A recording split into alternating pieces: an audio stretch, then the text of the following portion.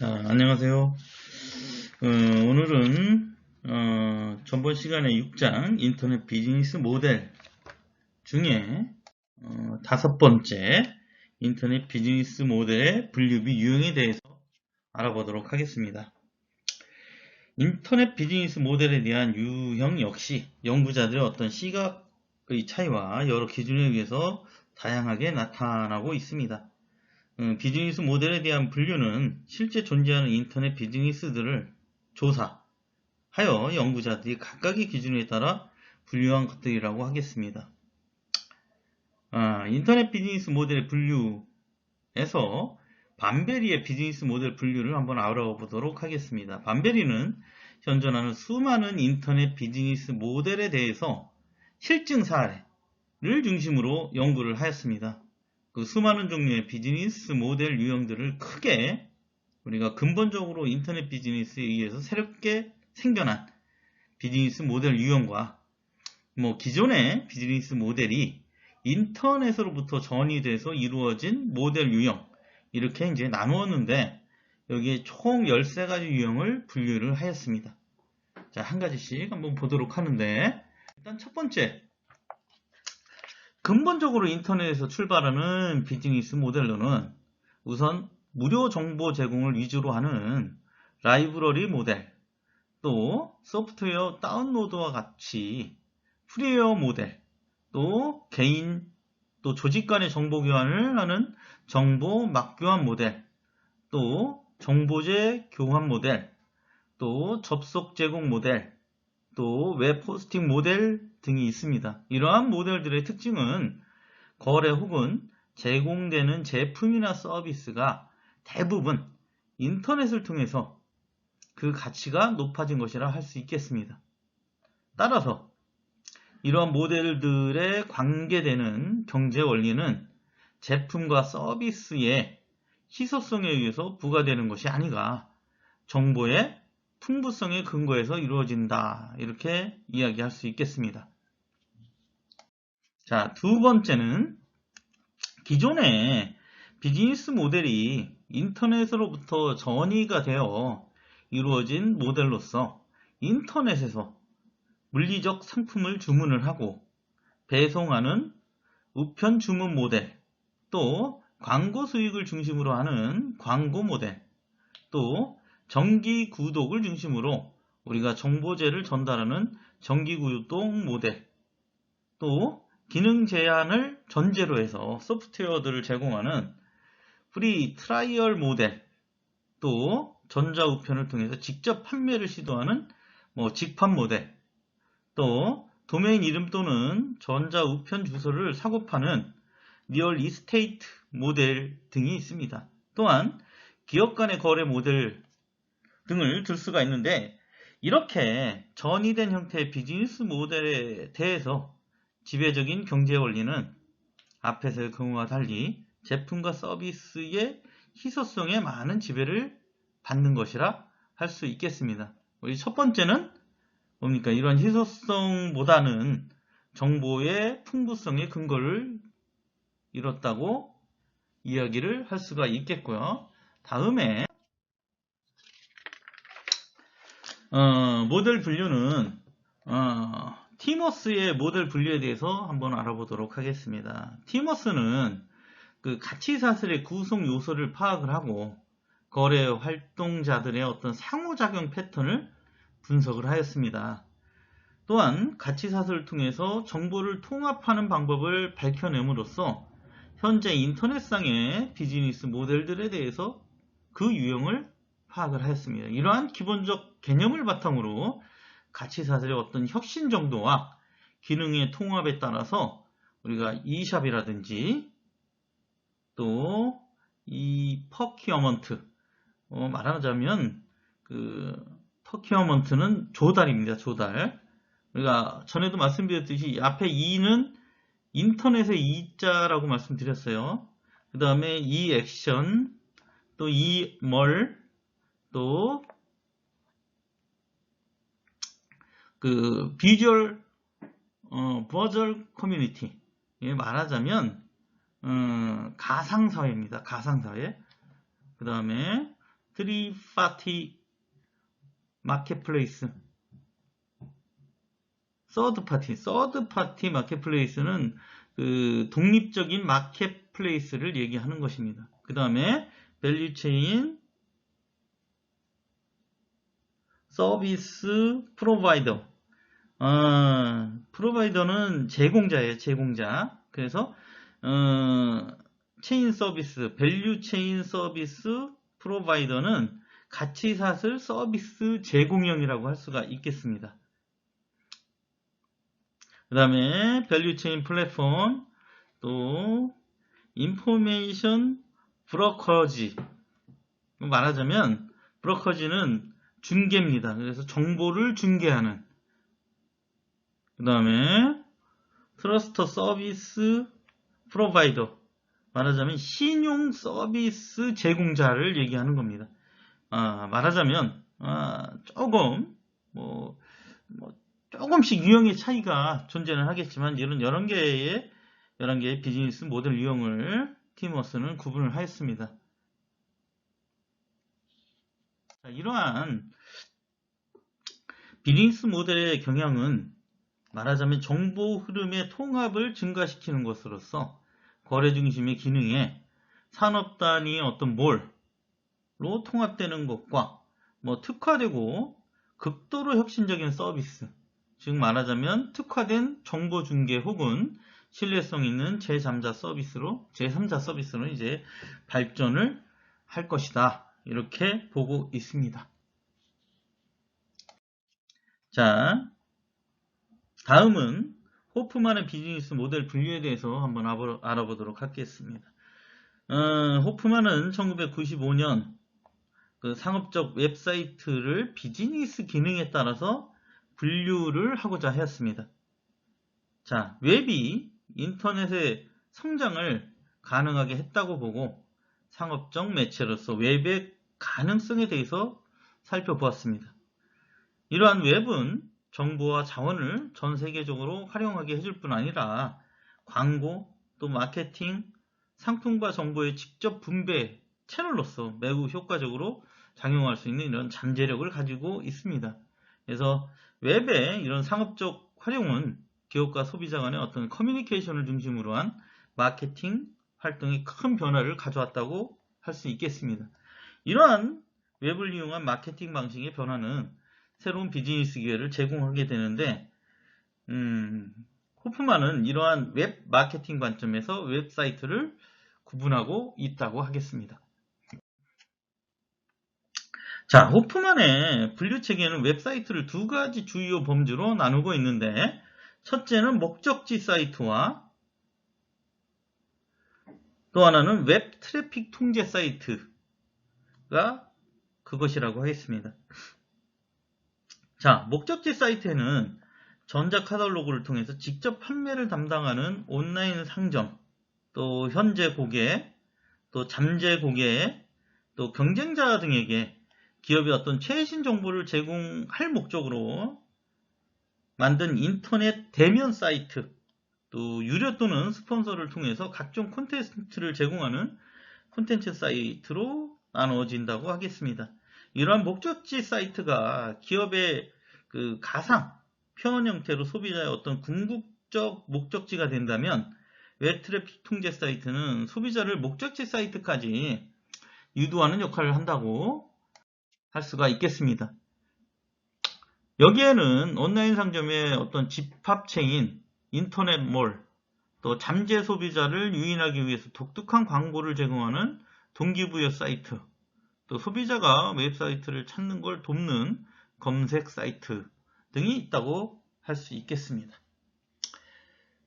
자, 우리가 다음에 생각해 볼 문제는 이러한 모델 분류를 통해서 우리가 인터넷 비즈니스 모델의 유형을 한번 살펴보도록 하겠습니다. 자, 유형은 크게 수익 모델, 비즈니스 참여들 간의 관계 이렇게 나눠볼 수 있겠는데요. 첫 번째 수익 모델. 인터넷 기술의 발전과 벤처기업 열풍으로 인해서 이런 인터넷 비즈니스 분야의 진출이 활발히 이루어지고 있습니다. 이러한 성장세에도 불구하고 인터넷 비즈니스 업체의 80%가 적자를 기록하고 있는 실정이라고 하겠습니다. 말하자면 새로운 사업의 시작 이후 몇 년 만에 이익을 기대하는 건 무리라는 주장이 있지만 어쨌든 기업 활동의 지속성과 확장성을 위해서는 또 기업의 궁극적인 목적이 이윤축이라는 점에서 수익성 있는 비즈니스 모델의 필요성이 지속적으로 제기되고 있습니다. 자, 일반적으로 인터넷 비즈니스 모델에 있어서 수익 창출 모델, 우리가 수익 모델, 또 수익 원천에 대해서 자주 언급을 하고 있는데 현재까지 수익 모델에 대한 명확한 정의가 내려진 건 아니지만 연구자들에 의하면 지속적인 연구가 진행되고 있고 연구자들에 따라서 수익 모델은 기업이 비즈니스를 통해서 얻고자 하는 수익과 비즈니스를 창출해 하기 위한 집합 또는 수익 창출을 가능케 하는 어떤 비즈니스 모델의 형태로 정의하고 있습니다.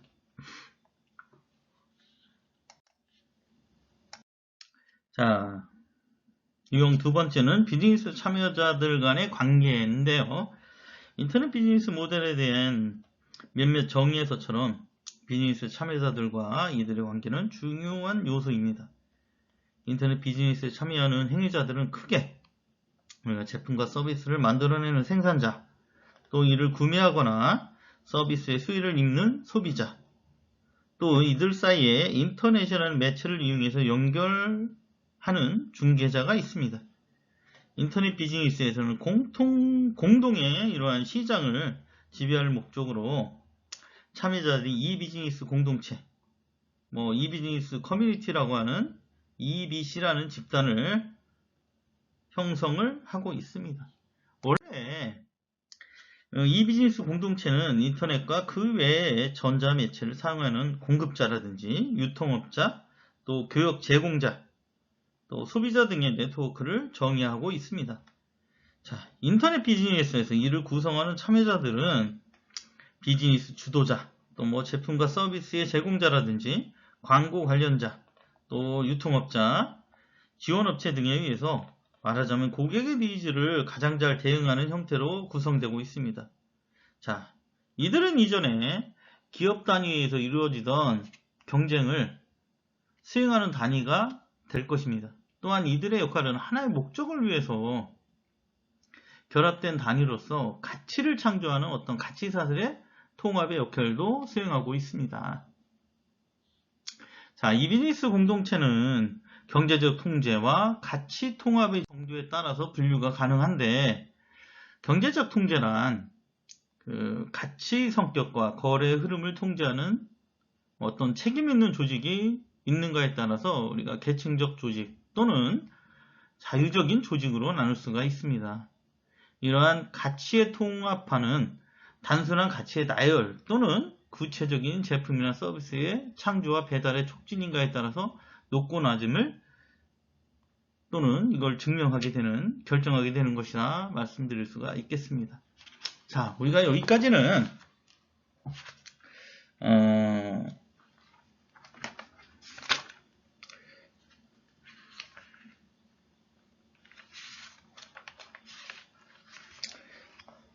6장에 대해서 말씀드렸고요. 자, 연결해서 우리 7장에서는 사업 타당성 분석과 사업 계획서에 대해서 좀 이야기를 해보도록 하겠습니다.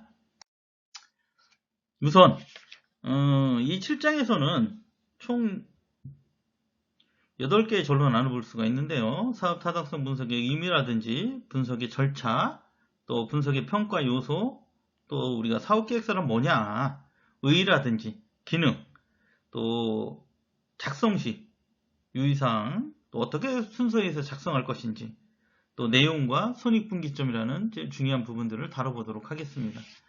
첫 번째로 사업 타당성 분석의 의의는 뭔가? 자, 장차 실패로 인한 더 큰 손해를 미연에 방지할 수 있는 예방주사 역할을 수행하는 것이라 할 수 있겠습니다.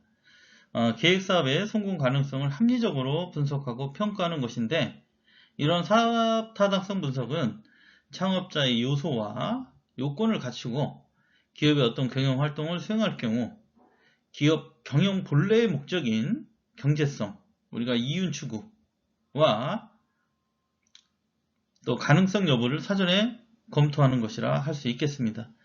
우리가 일반적으로 사업 타당성 분석은 생산하려고 하는 생산품의 수요가 있는지를 먼저 조사하고, 이걸 우리가 이제 시장 조사라고 합니다.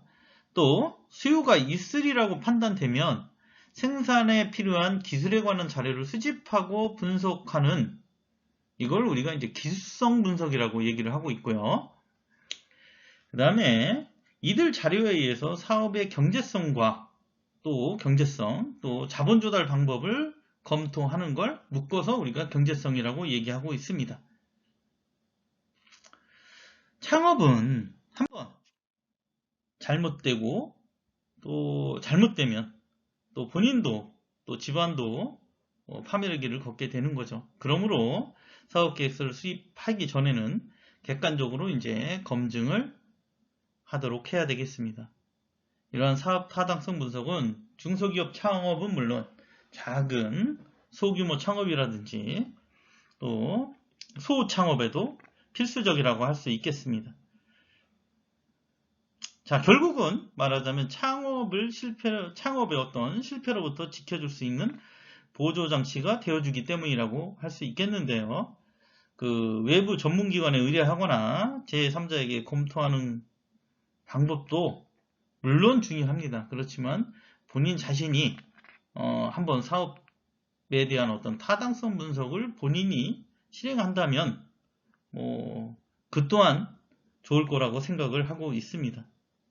자, 이러한 사업 타당성 분석과 사업 계획서를 동시에 하는 경우가 있는데, 이는 엄격히 구분이 돼서 일반적으로 우리가 사업 타당성 분석을 수행한 후에 만약에 이 사업 타당성이 인정되는 경우에 한해서 우리가 사업 계획서를 쓰는 게 합리적이라고 볼 수가 있겠죠.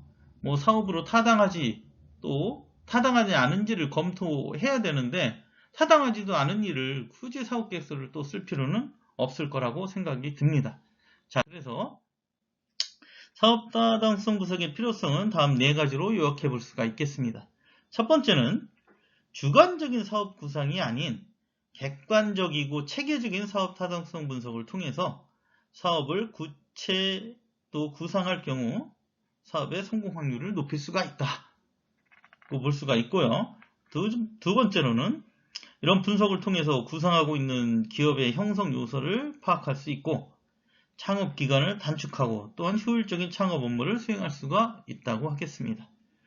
또 세 번째는 분석을 하면서 창업하고자 하는 해당 업종에 대해서 미처 알지 못한 이러한 세부 사항을 사전에 인지하고 또 인지했을 때 효율적인 창업 경영을 도모할 수가 있다고 하겠습니다. 자, 네 번째는 이런 분석을 통해서 계획 사업에 대한 어떤 균형 있는 지식 습득과 또는 보완해야 할 사항을 미리 확인을 해서 조치를 취해 볼 수가 있다고 하겠습니다. 자, 이러한 필요성에 의해서 우리가 이제 타당한지 안 타당한지 또는 그거에 대해서 미리 준비를 할 수 있는 이런 어떤 조치를 취할 수가 있다고 볼 수 있겠습니다. 자, 두 번째로는 이제 사업 타당성 분석의 절차에 대해서 한번 알아보도록 하겠습니다. 우리가 첫 번째로 이제 아이디어를 탐색할 때 후보 사업에 대한 아이디어를 탐색할 필요가 있는데요. 첫 번째로는 창업 상품과 시장과의 어떤 관계 및 사례별 성공 가능성에 대해서 탐색을 해보셔야 되고요. 두 번째는 성공 가능성이 높은 상품 유형을 선별해내는 안목을 가져야 되겠습니다. 또한 세 번째는 성공 가능성이 높은 상품 유형과 기본 요건을 기준으로 현재 존재하는 기존 상품 조사, 말하자면 시장 조사라든지 또 이제 상품, 아이템 조사를 선행해서 해야 되겠습니다.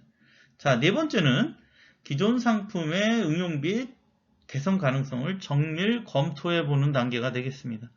말하자면 어떤 개선이나 응용은 차별성이라고도 할 수 있겠죠. 그래서 내가 기존 상품을 어떻게 변형을 시키고 차별화해서 내놓을 수 있을 건지. 자, 다섯 번째, 후보 아이템 우선순위 결정과 예비 사업 사업성을 분석을 하는 단계입니다. 그래서 아이템을 어떤 이제 순서에 의해서 나열을 하고 내가 더 근접한 아이템을 우선적으로 선정을 하고 그거에 의해서 우선적인 예비 사업성 분석을 한다는 얘기입니다. 자, 그래서 비율을 보면 상품성 20%, 시장성 30%, 수익성 30%, 안정성 20% 이렇게 이제 100%에 대한 어떤 비율을 이렇게 나눠서 볼 수가 있겠습니다. 자, 창업자의 계획, 사업 수행 능력입니다. 계획 사업은 창업자 자신이 수행해야 되고요. 이런 창업자는 사업 아이템 결정에서부터 사업의 규모를 결정하는 사람이라고 할 수 있겠습니다. 우리가 창업 계획을 성공적으로 수행하기 위해서는 창업자에게 업무 수행 능력이 필수적으로 요구가 되는데요. 이 분야에서는 우리가 적성, 자질, 여기서 이제 선천적 자질, 후천적 자질 이렇게 나눠서 또 얘기를 할 수가 있습니다. 그래서 자질에는 모험성이라든지 집념, 리더십, 의지력, 성격 이런 것들이 포함이 될 수가 있겠습니다. 자, 그 다음에는 이제 지식 단계에서는 학문적 지식과 창업 분야의 경험 또는 그 교제 인물과의 폭, 말하면 인적 네트워크라고 할 수 있겠죠. 인과관계 이런 것들을 볼 수가 있겠고요. 업무 수행 능력에 대한 자료에서는 가정 유지, 말하자면 가족들 또는 결혼을 했는지 안 했는지 또 서비스 및 기술 혁신 능력을 가지고 있는지 또 경영 분석이나 판단 능력을 가지고 있는지를 수집 분석하는 단계라고 할 수가 있겠습니다. 자, 사업성 검토의 절차를 한번 보는데 여기에서는 이제 세 가지로 나눠서 볼 수가 있습니다. 첫 번째는 시장성 분석, 제일 중요한 거고요. 그 다음에 기술성 분석, 경제성 분석이라고 하겠습니다. 자, 보면 시장성 분석은 사업의 성공과 실패는 제품의 판매에 있다 이렇게 볼 수가 있는데 아무리 좋은 제품을 생산하더라도 우리가 판매, 마케팅을 하지 못하면 사업은 실패하겠습니다. 그래서 사업 성공의 분수령은 시장성과 판로 확보다. 그래서 시장성 분석의 최종 목표는 계획 제품에 대한 판매 예측과 미래의 수요 증가 추세에 어떻게 변화할 것인가에 있다고 하겠습니다. 자, 시장 분석에서는 시장 조사, 소비자 조사, 시장 세분화, 제품 포지셔닝, 제품 수급 조사, 동종업계 조사, 총 수요 및 점유율 예측이라든지 가격 결정 및 매출액 추정 등에 대한 자료를 수집 분석하는 단계라고 할 수가 있겠습니다. 자, 그 다음에 이제 기술성 분석인데요. 우리가 시장성 분석에서 제품에 대한 시장성이 확보가 되면 또 이 부분에 대해서 이제 또 생산을 해야 되겠죠. 그래서 제품을 생산하기 위해서는 기술성 분석이 필요합니다. 그래서 이런 기술성이란 건 우리가 계획 제품의 생산과 관련되는 제요소, 말하자면 제품 계획이 원만하게 생산될 수 있는지를 분석하는 거라고 하겠습니다. 기술성 분석에는 제품의 어떤 기술적 특성이라든지 공장 입재 적합성, 또 생산 설비와 장비, 또 생산 공정과 공장의 적합성, 또 생산 지원에 대한 검토, 또 공장 규모와 건설 계획, 또 시설 소요 자금의 검토 등에 대한 자료를 수집 분석하는 단계라고 할 수 있겠습니다. 세 번째는 경제성 분석이에요. 이런 경제성 분석은 수익성과 투자의 효율성을 분석하는 거라고 할 수 있겠는데요. 시장에 있어서 성공적으로 생산 판매되더라 하더라도 수익이 제대로 창출되지 못하면 또 투자에 대한 경제성이 없다면 그 사업은 실패한 거라고 할 수 있겠습니다. 이런 경제성 분석은 생산과 구매, 판매, 일반관리 계획, 또 재원가비 비용 추정, 또 추정 재무제표의 작성, 또 재무상태 및 경영성과 분석, 자금의 수지 분석, 또 현금 흐름 추정, 또 할인율의 추정, 또 MPV는 순현재 가치입니다. 그 다음에 IRR, 내부 수익률, 또 회수기간 계산, 또 위험 분석 등에 대한 자료를 수직 분석하는 경제성 분석이라 말씀드릴 수가 있겠습니다. 자, SWOT 분석, 우리가 수압 분석이라고 하는데요. 우리가 뭐 환경 분석 할 때 여러 가지 환경 분석 툴이 있는데 제일 쉽고 간편하고 많이 쓰는 방법이 이 수압 분석이라고 하겠습니다. 이러한 기업 환경의 종합 분석으로서 그 외부 환경의 기회와 위험 요인, 뭐 기회, 뭐 나한테 또는 기업에 대한 기회냐 아니면 이게 지금 리스크, 위협적인 요인을 가진 환경이냐, 또한 기업 내부의 장점과 약점 또는 뭐 나 자신의 강점과 약점을 이야기할 수 있겠습니다. 이런 네 가지 요인을 가지고 또 분석을 해서 경영 전략에 연결시키는 것이라고 말씀드릴 수가 있겠는데요. 자, 표에서 보듯이 뭐 이런 네 가지 구성 요소를 말씀을 드렸습니다. 뭐죠? 내부의 장점과 약점, 그리고 외부의 기회와 위험 요인. 자, 뭐 한번 보면 장점이라는 건 기업으로 얘기하면 독특한 능력이라든지 뭐 어떤 경쟁 우위, 또 브랜드 밸류, 또 우수한 노동력, 뭐 어떤 내가 독점적 기술, 또 말하자면 뭐 특허라든지 실용신안, 또 우리가 가지고 있는 뭐 브랜드 인지도와도 연관이 되는데요. 충실한 고객, 단골, 또 견고한 재무 능력을 장점으로 가지고 있는 반면에 약점에는 시장 점유율이라든지 뭐 진부한 상품, 또 낡은 시설, 또 마케팅이 능력이 떨어지고 또 원가가 높다든지, 그 다음에 여러 가지 이제 능력 부족이 약점으로 될 수가 있겠죠. 그 다음에 이제 기회 요인은 내가 신제품 개발을 했다든지 품질이 다른 상품이나 서비스보다 강하다든지, 경제적 이점이라든지, 뭐 글로벌 확장, 환경, 또 뭐 새로운 서비스를 제공한다든지, 그 다음에 고객의 욕구가 증대되고 있다. 또 위험 요인은 경쟁자가 많다. 또는 제품 원가가 크다. 또 원자재 부족 현상. 또 대체품이 많다거나 또 우리한테 불리한 법률 같은 것들이 있다고 할 수 있겠습니다. 자, 이러한 네 가지 구성 요소로 이루어져 있고요. 자, 평가를 할 때 그 사업 수행 능력 분석이라든지 우리가 시장성 분석, 또 기술적 분석, 수익 및 경제성 분석, 또 자금 수급비 성장 분석을 하고 있습니다. 이를 요약하면 뭐 아래와 같은 표를 볼 수가 있는데요. 간단히 뭐 사업성 능력이라고 하면 기업가로서의 적성과 자질, 선천적, 후천적 자질, 또 창업자의 계획사업 수행 능력, 그 다음에 업종 선택을 제대로 했는지, 기타 창업자의 경영 능력을 볼 수가 있고요.